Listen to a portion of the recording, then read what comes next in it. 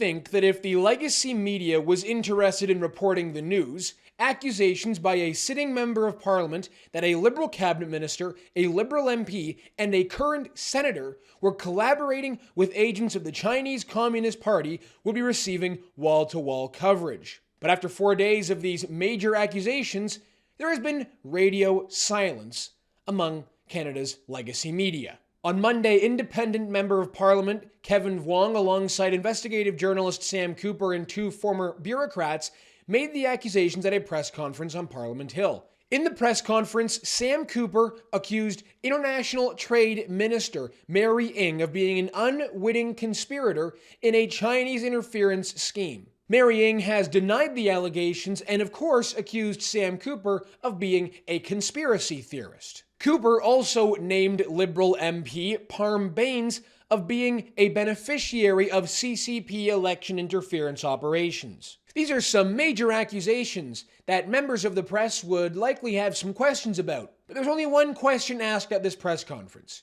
Once all the introductory statements were made, only one question from the Toronto Sun was asked. The rest of the parliamentary press thought this was a press conference worthy of skipping.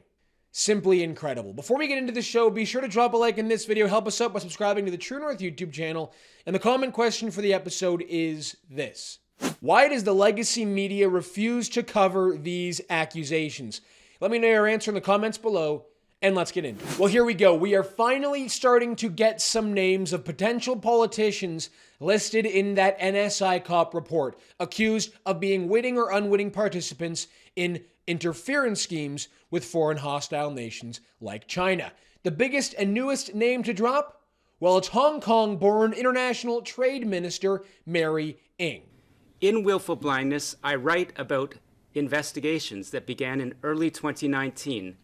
I write, according to 3 national security sources, Liberal Cabinet Minister Mary Ng was identified in CSIS investigations as one of 11 Toronto area candidates clandestinely supported by Chinese consulate and United Front influence networks in the 2019 election. CSIS assessed that Mary Ng was unwittingly implicated in this interference network. In response, Mary Ng took to social media and wrote the following: "It is unfortunate that Mr. Vuong recently gave Sam Cooper another platform to make insinuations about me, which I categorically reject. Foreign interference is a serious matter of national security, and like all my cabinet colleagues, I have been thoroughly screened by the top security experts in Canada. My work in the service of Canadians stands on its own merits, while Mr. Cooper's conspiracy theories have been pushed from the main pages of Global News to the only place that will publish them, his own website. It is not okay for him to continue fueling his climate of suspicion against me." Unbelievable. Of course, Sam Cooper is a conspiracy theorist. Say, whatever happened to that court case filed by Han Dong against Sam Cooper's reporting in the Global News?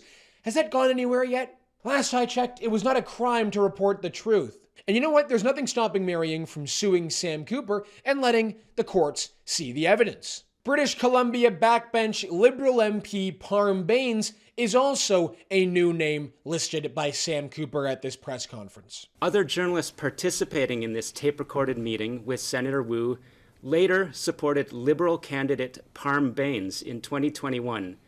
Bains had told these journalists he opposed Kenny Chiu's Foreign Agent Registry Bill, describing it as an exclusionary policy. Former Conservative senator appointed by Stephen Harper, the Singapore-born Victor O, was named by Sam Cooper as being involved with the Chinese Communist Party, as well as sitting Liberal senator, or should I say, independent senator Yuen Pau Woo, also foreign-born. Now, I have to say, of all of the names to be listed at this press conference, Yuen Pau Woo was the least surprising.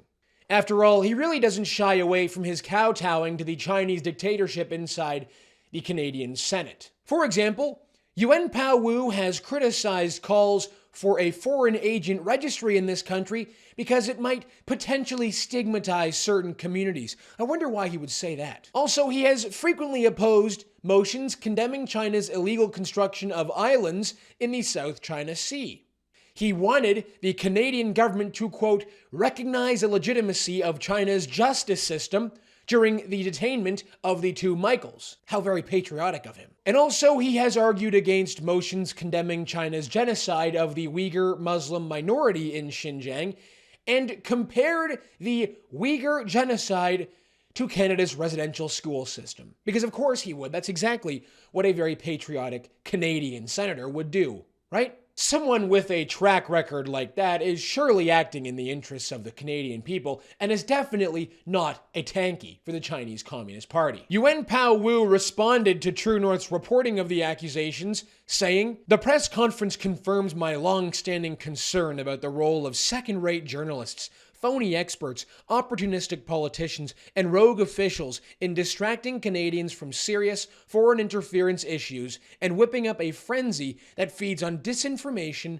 partisanship, and bigotry." Right, so the people on the podium, including Kevin Vuong, a former CSIS agent, Michelle Juno Katsuya, and Sam Cooper, are naming potential traitors to our country out of partisanship and bigotry towards Chinese people. Of course they are. Good luck with that argument, Senator Woo. Let's see how far it gets you. It's a bold strategy, Cotton. Let's see if it pays off for him. Here's an interesting clip of both Senator Victor O and Senator Yuen Pau Woo celebrating the 74th anniversary of the founding of the People's Republic of China in Ottawa over some champagne. Between the peoples of China and Canada.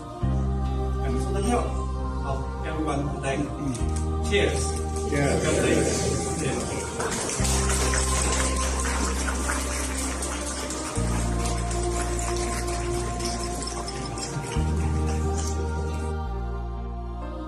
Also, what on earth is a senior member of the Canadian military doing at this celebration as well? I'm pretty sure China is the enemy. Both Senator O and Senator Woo organized protests against the foreign agent registry in this country. And on the celebration of Victor O's retirement, the Chinese consulate wanted to celebrate all of the good work Victor O did on behalf of China, saying of him on the eve of his retirement that he is an old friend of the consulate. I wonder if anybody today considers Victor O to be an old friend of the Canadian people, the people he's supposed to represent in the Senate. Now, this is what happened when Kevin Vuong further addressed his allegations, this time in the House of Commons in a question directed to Justin Trudeau. New Year's Eve, Canadians will be ushering in the Hogue Commission's final report on foreign interference. But meanwhile, media continue to provide insight as to who are the infamous 11 parliamentarians in the pocket of China. Mr. Speaker, does a Prime Minister have trouble sitting at the cabinet table when he must wittingly know that at least one of his ministers is not working in the service of Canada, or is he entirely witless?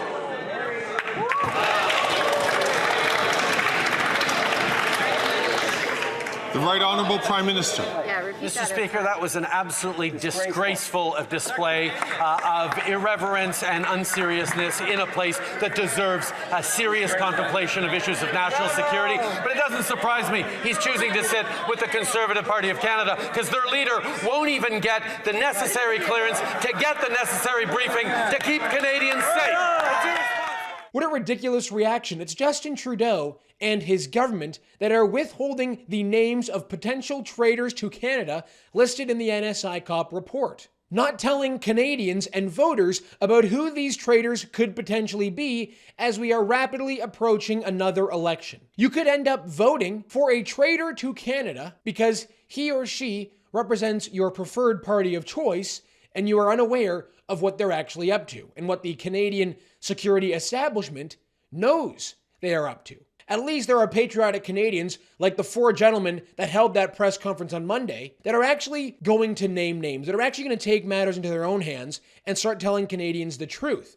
Unlike the politicians, all of whom that have read the report, that have refused to name these potential traitors. 2 weeks ago, at the Foreign Interference Inquiry, Justin Trudeau told Canadians that he has a list of Conservative politicians accused of working on behalf of the interests of hostile foreign nations. I have the names of a number of parliamentarians, former parliamentarians and or candidates in the Conservative Party of Canada who are engaged or at high risk of or for whom there is clear intelligence around foreign interference. And I have directed CSIS and others to try and inform the Conservative Party leader to be warned and armed to be able to make decisions that protect the integrity of that party, of its members, from attempts at activities around foreign interference. But is he actually going to show us the names? Of course not. Pierre Poilievre, meanwhile, has refused to receive the briefing in order to see the names himself, because he says that if he does receive that briefing, he will be sworn to secrecy and be unable to comment on the names. Now, regardless of the reason, and regardless of whatever party these members of parliament represent, these names have to be released. These politicians have to defend themselves in court and allow for Canadians to see this evidence. This has gone on for far too long. Interestingly, Sam Cooper named a BC journalist and advisor to BC Premier David Eby, Guo Ding, as being an agent of the Chinese Communist Party. So David Eby has an advisor in his office that is accused by a credible journalist of being an agent of the Chinese Communist Party. Go check out the CBC. Go check out Globe and Mail. See if they've reported anything about these major accusations, because for whatever reason, they're just not interested. All right, everyone, that's going to do it for us today on the show. Thank you so much for tuning in. My name is Harrison Faulkner, and this is Ratio.